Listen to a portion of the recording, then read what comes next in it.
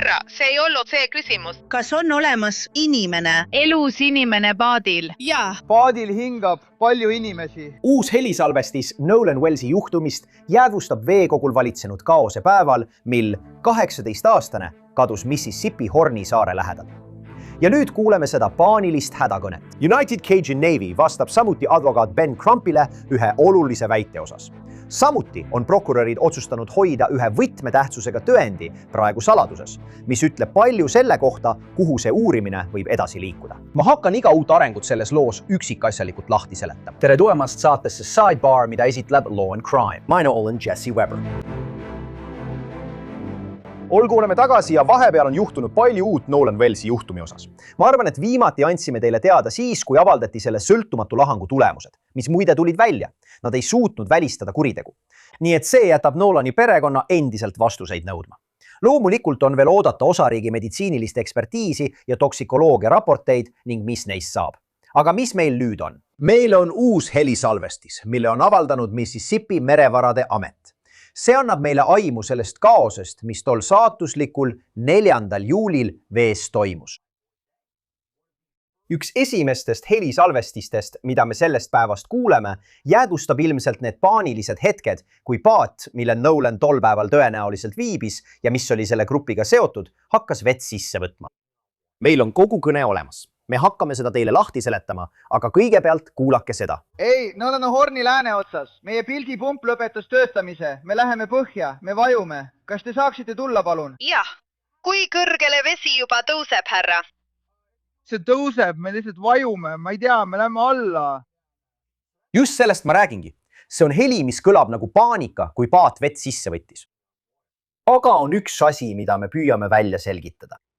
Kus oli Nolan Wells?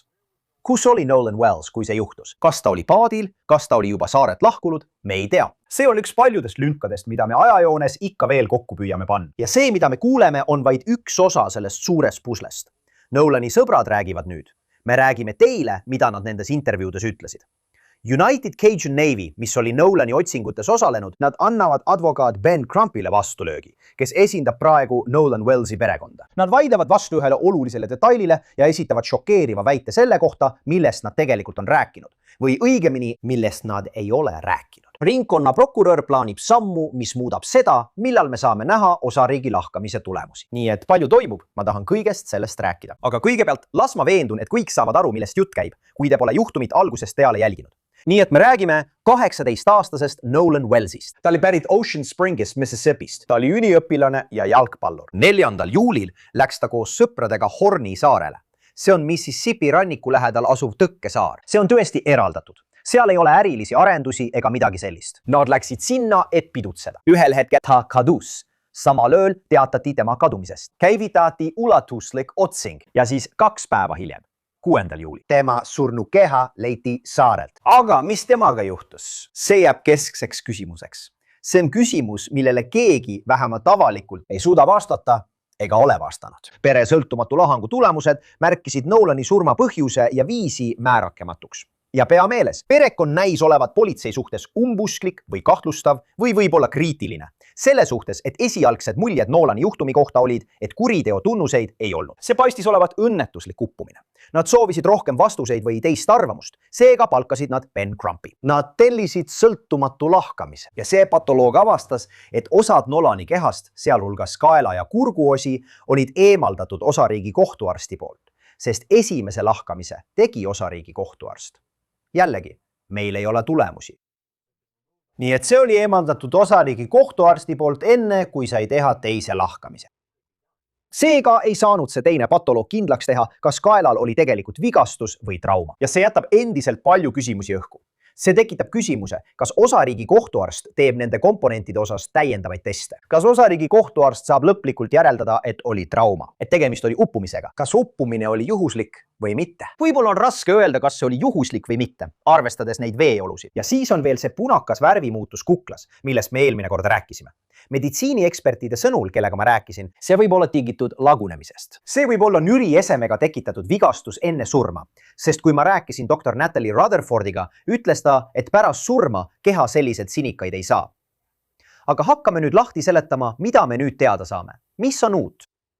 Mississippi Ressursside Amet avaldas salvestise hädakutsest, mis tehti 4. juulil paadist Horn Islandi lähedal. Me usume, et Nolan oli sellel päeval mingil hetkel sellel paadil.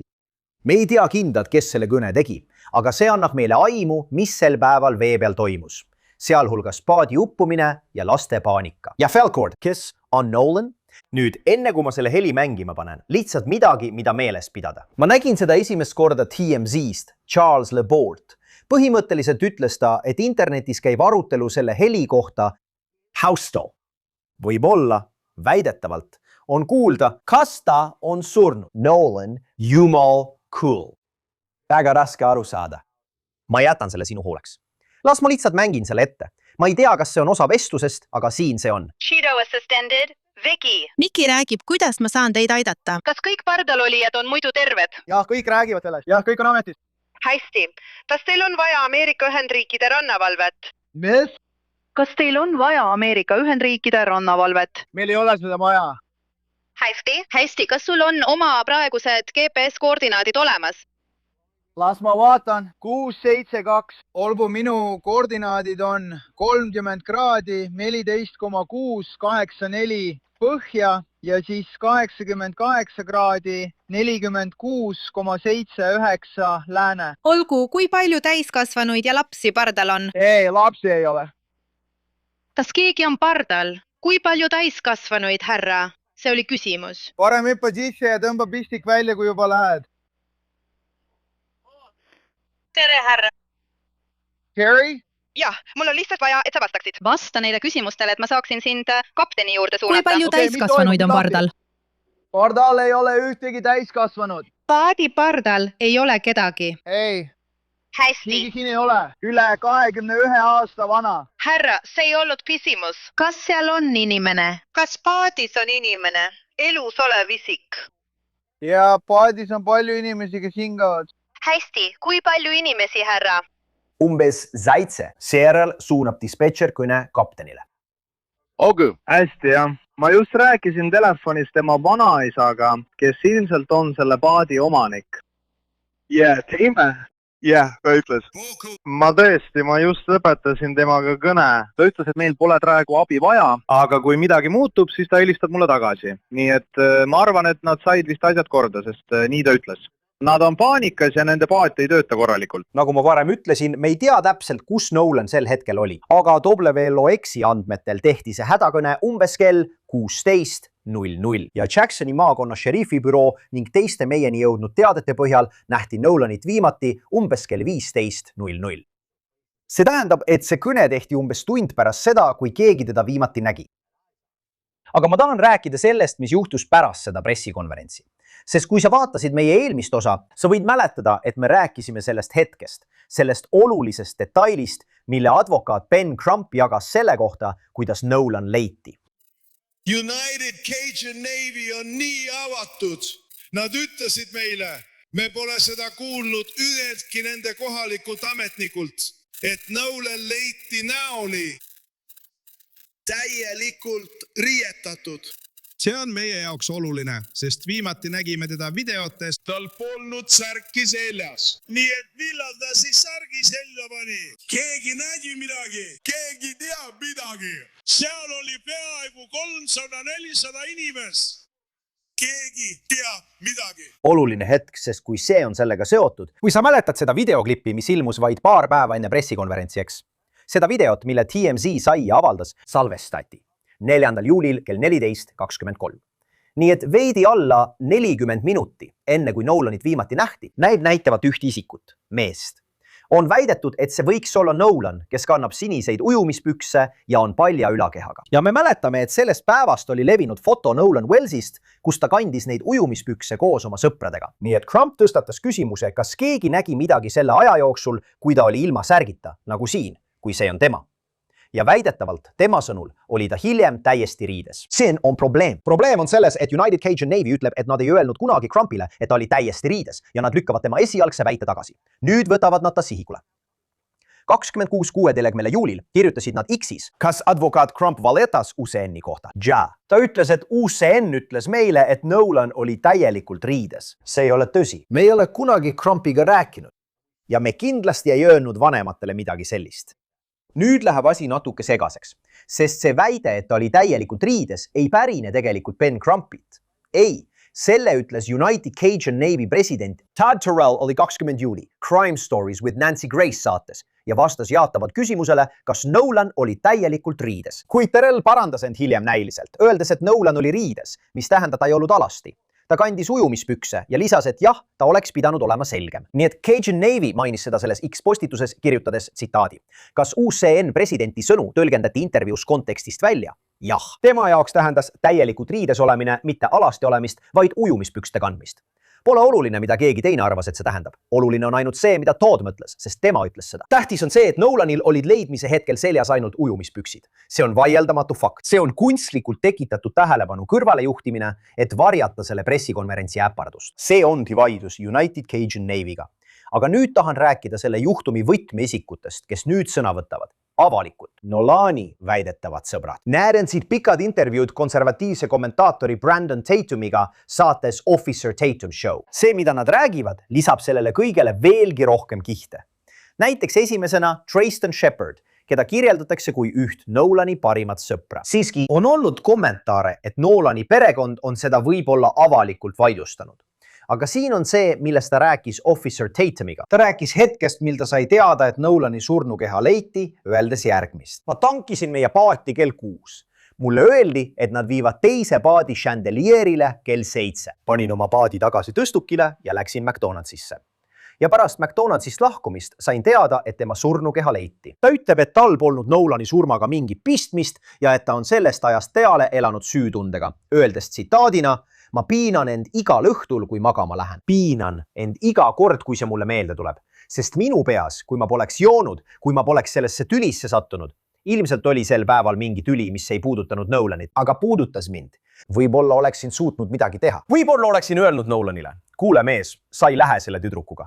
Tule lihtsalt meiega tagasi. Võib-olla oleks kõik lihtsalt teisiti läinud. Nii et jah, ta räägib sellest konfliktist, mis tema sõnul juhtus saarel. Sellest inimesest kaklusest võõraga, mis läks nii tõsiseks, et ta väidab, et tema olu käskis tal paati tagasi minna ja lahkuda. Ja mis puudutab seda kommentaari tüdruku kohta, siis see on huvitav, sest ta ütleb, et see oli viimane asi, mida ta sel päeval Nolanile ütles. Tsitaat. Olgu sõber, ma armastan sind, näeme hiljem. Mul on hea meel, et ma seda ütlesin. Ma olin natuke alkoholi mõju all ja ilmselt sellepärast ma tol hetkel seda ka ütlesin. Lihtsalt, tead küll, muutusin natuke armsaks ja hellaks, aga mul on rahulik olla. Ma ütlesin selle välja. Veel üks sõber, Warren Hudson, rääkis samuti ja teda intervjueeriti. Rääkis telefonist, võtmetest, sellest ööst, kui kõik lagunes. Hudsoni sõnul olid nad hädaolukorras. Nad pidid kiiresti lahkuma, sellepärast tahtsidki nad Nolani paati saada. Ja ta ütles, tsiteerin: Nolan, tule kurat paati. Tule paati. Ja Nolan ütles, ei, ma jään siia välja. Nüüd, see kogu edasi-tagasi jutt. Kas Nolan jäi saarele, et rääkida ühe tüdrukuga? Nolani perekond on alguses peale öelnud, et tema puhul oleks väga ebatavaline oma sõpru maha jätta. Ja see on samuti märkimisväärne. Ajakirja People andmetel Nolani ema Christine Wansley ütles varasemas intervjuus väljaandele Grio, see oli mõned nädalad tagasi, et see noor naine, kellega Nolan ilmselt rääkis, võttis temaga ühendust. Ta ütles intervjuus, tsiteerin: ta võttis minuga alguses ühendust, öeldes põhimõtteliselt, et see oli lihtsalt tere ja head aega tüüpi olukord. Nii et see pole päris selge, kas ta jälgis seda tüdrukut, kui kaua nad koos olid, kui kaua nad rääkisid. Ja vaata, üks suurimaid erandeid kogu selles loos, miks inimestel on nii palju küsimusi, on see, et ükskõik mis Nolaniga juhtus, keegi ei näinud midagi. Keegi ei näinud teda uppumas, kui see nii oli. Nüüd vaata, me ei tea täpselt, mida räägitakse õiguskaitseorganitele, mida räägitakse Ben Crumpile ja tema meeskonnale, aga see on suur küsimus. Nii et siin tuleb mängu telefon, eks? Nii et Nolani perekond on väljendanud muret selle üle, et sisu on kustutatud ja pea meeles, telefon jäeti väidetavalt paadile. Perekond on öelnud, et nad kasutasid Life 360 rakendust, et Nolani telefoni asukoht kindlaks teha ja siis said nad selle tema sõprade käest kätte. Aga nad ütlesid ka, et neile tundus kummaline, et ta oleks telefoni maha jätnud, kui ta kavatses saarele jääda. Aja Hudson ütles järgmist, tsitaat.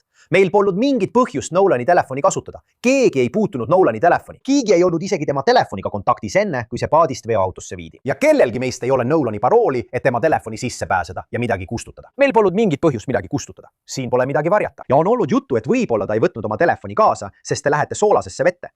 Võib-olla on see tavaline, kui paadiga sõidetakse. Nüüd, Hudson täpsustas ka ajajoont, sest tema väitel nägi ta Nolani viimati 4. juulil umbes kell 15:00 ja ta väidab, et nägi Nolanit vees koos ühe tüdrukuga. Ta ütles, tsiteerin: ma vaatasin Nolanit ja Nolan raputas pead, naeris ja ma ütlesin, mees, sa oled hull. Nüüd, nii Shepard kui ka Hudson eitasid, et neil oleks Nolani surmaga midagi pistmist. Olgu, aga nüüd tahan rääkida veel ühest uuest arengust, olulisest uuest arengust, mis mõjutab uurimist ennast. Alles eelmisel nädalal tegi ringkonna prokurör Angel Myers McElrath avalduse, millega kinnitas osariigi ametliku lahangu aruande. Seda kaalutakse. Seda ei avalikustata enne, kui vandekohus on selle üle vaadanud. See on märkimisväärne. Vandekohus kutsutakse kokku, et otsustada, kas kriminaalsüüdistused on põhjendatud. Ja ringkonna prokurör tegi selle VLOX-iga rääkides selgeks, öeldes, tsitaat, iga surmajuhtum maakonnas, välja arvatud loomulikud surmad ja mitte kriminaalsed autoõnnetused, esitatakse teie vandekohtule. Paljud inimesed ei tea, et oleme kogu minu karjääri jooksul surmajuhtumeid niimoodi uurinud. Ta ütles ka, et tema büroo käsitleb seda uurimist samamoodi nagu kõiki teisi, öeldes WLOX-ile, et surve vastuste saamiseks ei muuda töönõudeid. Meie vastutus Nolani ja meie kogukonna ees on viia see uurimine lõpule põhjalikult ja hoolikalt, ilma järeleandmisi tegemata, tuginedes tõenditele ja olles väärt inimeste usaldust, keda me teenime. Meie vaoshoitus faktide ja tõendite avaldamisel ei ole katse tõde avalikkuse eest varjata. See on pingutus selle uurimise ja vandekohtu menetluse usaldusväärsuse kaitsmiseks. Ja see oleks mõistlik, sest kui sul on teave avalik, kas see mõjutab teiste tunnistajate ütlusi? Kas nad võiksid kuidagi oma ütlusi muuta? Kas see võiks mõjutada potentsiaalsete vandekohtunike valimist? Sa tahad hoida kõike võimalikult vakal, kuni uurimine käib. Nüüd ta käsitles ka seda valeinfo tulva, mis on internetis levinud, öeldes järgmist. Kui me ohverdame protsessi terviklikkuse selle nimel, et vastata tänastele küsimustele, siis riskime õõnestada usaldust homsete vastuste vastu. Asi on selles.